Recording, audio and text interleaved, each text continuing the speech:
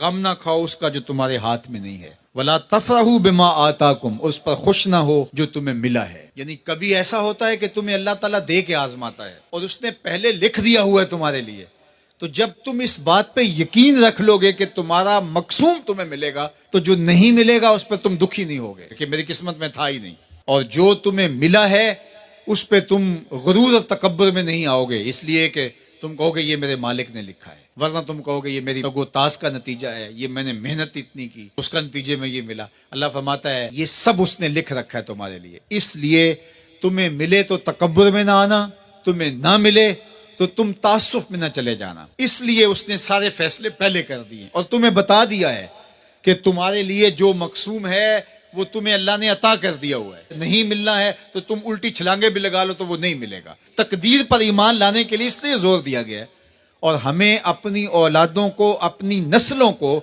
یہ چیز راسخ کرنی چاہیے کہ تقدیر پہ ایمان لائیں۔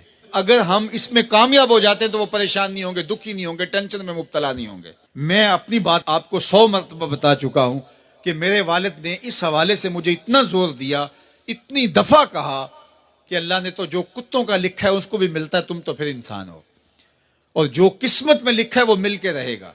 اللہ اکبر۔ ہاں، ہمیں محنت کرنے کا کہا گیا، ہمیں تگ و تاس کرنے کا کہا، جد و جہد کا کہا گیا۔ شیخ سعدی فرماتے ہیں کہ ایک بندہ جا رہا تھا تو اس نے دیکھا کہ ایک شیر شکار کر رہا ہے، تو وہ ایک سمت ہو کے بیٹھ گیا۔ ایک لومڑی تھی جس کے پاؤں بھی نہیں تھے، ہاتھ بھی نہیں تھے، تو دل میں سوچا کہ مالک تو اس کو کیسے رزق دیتا ہوگا۔ تو شیر آیا، اس نے شکار کیا اور اچھا اچھا کھا لیا اور پس خوردہ چھوڑ کے چلا گیا۔ یہ رینگتی ہوئی آگے بڑھی اور وہ جو پس خوردہ تھا وہ چھچڑے وغیرہ تھے، کھا کے پیٹ بھر لیا۔ تو کہا کہ مالک تیری قدرتوں کے رنگ ہیں، تو نے اس کا بھی وسیلہ بنایا ہے۔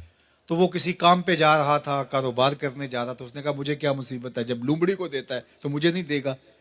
تو وہ آ کے بیٹھ گیا، گھر آ کے بیٹھ گیا کہ میں نہیں جو ہے وہ کہیں جاتا۔